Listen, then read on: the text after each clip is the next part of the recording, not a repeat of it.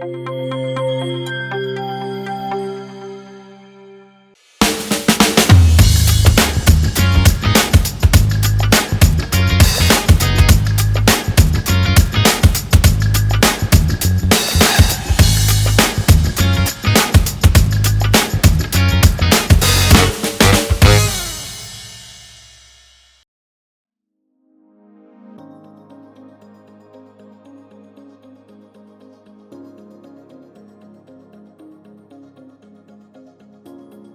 the name of the book is Eat Like a Local, The Republic of Georgia.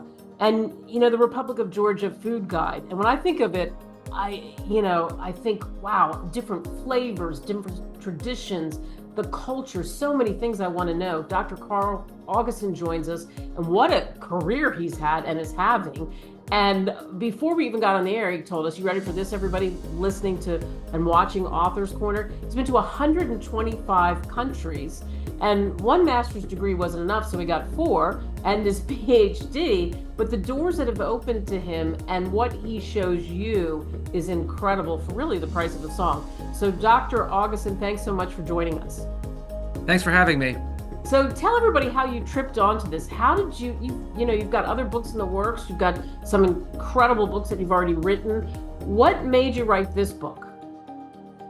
Well, there's a series of books out called Eat Like a Local, and the woman who runs the series of books was asking for more submissions, like people who she has one on London, for example, and I said I could write one on the Republic of Georgia, and she thought fabulous, so I wrote it.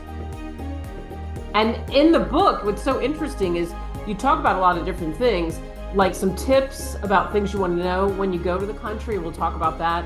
Like one of the big reasons when people have parties, things that you wouldn't know compared to the United States or even other countries, and just some great dishes. So let's talk about that. When somebody like you, who, like I said, has written a lot of books, now you're plugged into this Eat Like a Local. What's the first plan of attack for you? Because the first time you went to Georgia you were in the Peace Corps, and that was back in 2001, which is a little bit different from now. Yeah, I was serving in Bulgaria from 1999 to 2001, so my goal was to see every country in Europe. After that, I got to more countries. That's how I got to 125, but then I was focusing on Europe, and it was not easy to get into countries like Georgia back in those days with visa requirements. So yeah, I went there in 2001, but yeah, these days, U.S. and European Union citizens get 360 days visa-free. Wow, which is incredible, totally right? Different. You can just go and you're there. Yeah, and there are many more flights going there. I know I have a gold card on Turkish Airlines. Turkish Airlines has like several flights a day to Georgia. Wow. And we should tell everyone, what's great is you're married to a woman from Georgia, so her expectations maybe of your book would be pretty interesting. And she gave you the thumbs up, right? Correct, yes. Yeah, I met her on my first trip to Georgia in 2001. Wow. Talk about, the partying. Somebody has a party, and there is a traditional way of partying, and you talk about it in the book. And I think that's one of the fascinating facts that certainly Americans, and we have people internationally listening that haven't been there, wouldn't know. Yeah, it's called a supra, and it's led by a Toastmaster called Automata. It's a man who leads the whole group. And, partying in many countries, you just kind of walk around the room, wander around. And interesting in Georgia, this is the one thing that's so organized. By contrast, in Orthodox churches, there usually no pews. So people just kind of stand and wander around, especially at Easter service, you kind of come and go as you please. It's sort of the opposite of like Catholic or Protestant service where you sit down and you're there the whole time. Here, the partying is that way. The partying is you sit at your spot and the host is the Tamada. He leads the toasts. His first toast is always to God, and you toast health, and you toast children, and on and on, the usual things. And oftentimes I try to make you drink the entire glass of wine, but it's a small glass, but it's quite a bit. Wow. And there's a joke once where a man was partying with his friends, and his wife called up and said, "You gotta come help. Our 10-year-old son is sick." And he said, "That's impossible. We just toasted health." So, that's one interesting fact. But you also talk about places that you might want to see, because you know this as somebody, as you told me off the air, when you first started to travel, it would just be like you'd find places. But then sometimes you'd probably kick yourself because you miss some sites that would be worth seeing. Tell us some of that's in the book. Okay, yeah, it's always, of course, depends how much time you have. You, of course, start out with the big sites. The capital is Tbilisi, and there's some major sites like Vardzia is a cave city. Davigoregi is another one. There's some UNESCO sites like Gilati Monastery, where the famous King David the Rebuilder is buried from the 11th century. But beyond that, Kakheti is where my wife's from. That's one of the bigger provinces of the country. That's in the east of the country. That's the country's wine area. And Davigoregi, I mentioned, is in this Kakheti province. Also, there are a lot of smaller provinces in the north, up in the mountains, that are really lovely to visit. Svaneti is very unique. They never had a car there until the 1930s. Wow. One of the best ways to get there is like a small airplane, not out of Tbilisi airport, but to the west of the city is an airport. They fly you up there, and it's a beautiful little mountain area. They're famous for their towers. The towers are like, basically squares that just go up, and there are a bunch of them. And there were kind of debate about why they started. Some would say defense, but Svaneti's so hard to get to, they wouldn't need to defend. And the whole family traditionally in the Middle Ages would live inside these towers, even with their livestock. Wow. And they had like secret hidden rooms. Wow. So, Very but here's the cool. thing.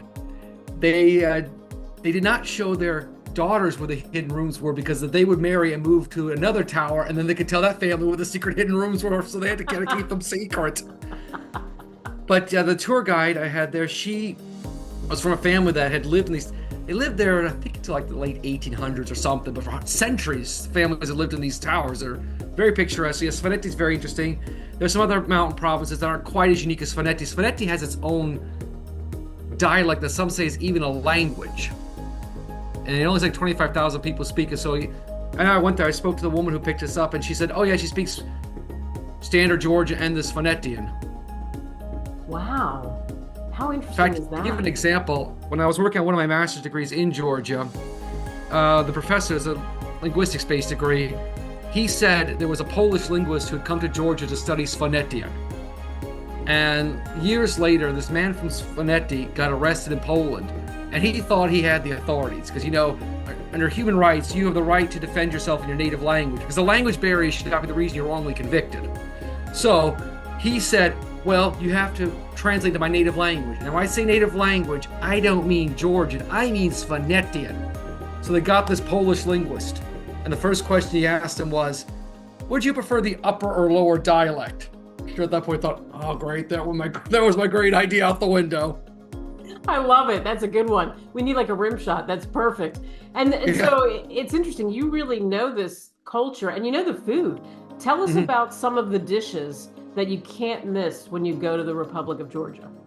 Yeah, I'll mention like 3 or 4. One of my absolute favorite is hinkali. It's a huge dumpling. It's a beef-pork mixture that's boiled in water. And now Georgians usually don't eat the top of it, but I do. And you eat it with your hands. Don't eat it with fork and knife. You can often put pepper and vinegar on it. And the leftover hinkali the next day are often fried in a frying pan. And if any of you have been to other places, like in, say, Asia, Nepal, China, they have dumpling-like dishes, but the Georgia ones are huge. But you can kind of see from like Southeast Europe to parts of Asia, the kind of connection to this dumpling dish. Another one that I like is mitzvadi. Mitzvadi, it's called shashlik in Russian, are basically cubes of pork cooked over wine branches.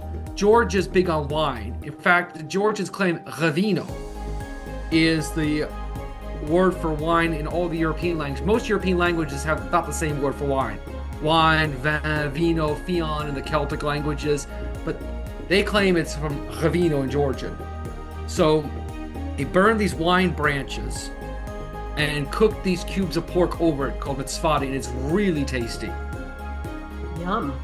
I've even made kind of my own. I haven't had any Georgians tell me this is sacrilegious or anything, but there's a famous bread in Georgia called shoti.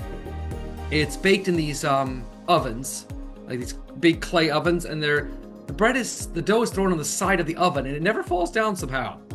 And the two types, this kind and a more of a rounder kind. And at any rate, I put some mitzvati in the shoti, and there's a sauce called achika made in the fall from peppers. So I put achika in it. It's kind of like my own specialty. Wow, that sounds good. All of that sounds good. And we could probably make some of them. You've just described it to us. We could make some of the dishes, maybe. Well, here, whenever we're in the U.S., my family, we're being a citizen of 3 countries. We split our time between our different countries. And when we're here in the United States, we do often make khinkali. Wow. So when people read Eat Like a Local, the Republic of Georgia Food Guide, what do you hope they take away from reading this guide?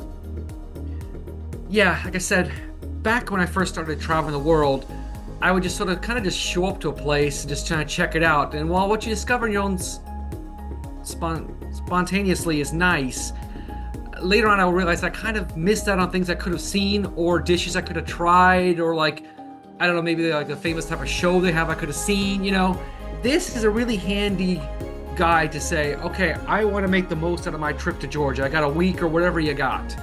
Like by reading this, you can see, okay, here's some great tips on which dishes to try. I mentioned, for example, if you're there the right time of year, there's a dance show that is just amazing. For example, you will see people dancing on their toes, dancing on their knees, just spinning around, sword fights, all kind, knives thrown on the ground. It's an amazing show. So if you're there in the right time of year where they're showing, you should by all means see it. Right. I also mentioned some of the more unique provinces of Georgia, like I just mentioned Svanetti, for example, Kakheti. So basically it's where to go, what to see, what to eat. And I gotta mention, like if you're from the U.S. and you're there during Thanksgiving and you're in Tbilisi, you could find a hotel with a good buffet dinner, a little tip like that. Talk about Easter, it's one of the most important holidays in Georgia. For you, was it fun writing the guide? Yeah, it was. It was not too difficult. I've done a fair amount of writing, so this was not a difficult one to write. So because you've been to all these other countries and you did such a beautiful job on this one, and you live in 3 countries, does it make you want to write another one of these types of books? Because you've got others in the works. Yeah, I thought about trying to write my own travel guide at some point. I know there's like 1,000 places to see before you die book. I've read it, and she's got some good advice, although I think she mentions way too many hotels. I have another book, just happen to have it beside here, from Lonely Planet, The World, where they mention at least 3 sites in every country in the world to visit. So I thought maybe one of these days I'd have my own version of one of those 2 books, like what to see in each of the various countries of the world. But yeah, travel is just one of the things I write about. I write about linguistics, various political, social issues, so I write them all. And for you, and then eating like a local and spending so much time there, it has to feel good. I mentioned the thing about your wife, that you have this out there, and that there's probably new things that you step onto that you think, oh, maybe I should put that in there eventually. Maybe I should add something. Maybe I should do a blog and point people to the book and say, hey, here's something new that just happened. Yeah, I haven't. Book just came out about a year ago. I haven't thought of anything in the last year, but I could see that. I'm writing some books through Penguin Books. They said they got a website up and running for me, so I would add those things in my other books. I have a couple of YouTube channels. One, I've been trying to get a multilingual travel show going, and I did, which is more of a trailer type, more than a trailer, but a demonstration video. Made a short travel video about Tbilisi, and it's about 15 minutes long. I did it in 65 languages. Wow. Where I'm speaking all 65, some not well, and unfortunately, some of my earlier videos were actually in some of my better languages, but I had so little experience talking to a computer it sounds horrible. And I love honesty, and credit to the Dutch and Germans. They're famous for their honesty, and a couple of Dutch and German guys really ripped me to shreds and how poorly I was speaking their language. And I've lived in the Netherlands, and I've had conversations with both, so like, yeah, guys, I didn't do the best on that. Sorry about that. But yeah, I made this video where I speak the same text in 65 languages, called Journeys with Dr. Carl. It's about Wow. Tbilisi. Wow. Well, Dr. Carl, tell us how you say thank you. If I were in Georgia, what would I say? Didi Madloba. Didi Malaba. Close enough? I think it was good. Dr. Carl, you're wonderful. And everybody go out and get this book. It just even to read it with his sense of humor and the things that he tells you, you'll want to go there. So thank you so much. Thank you.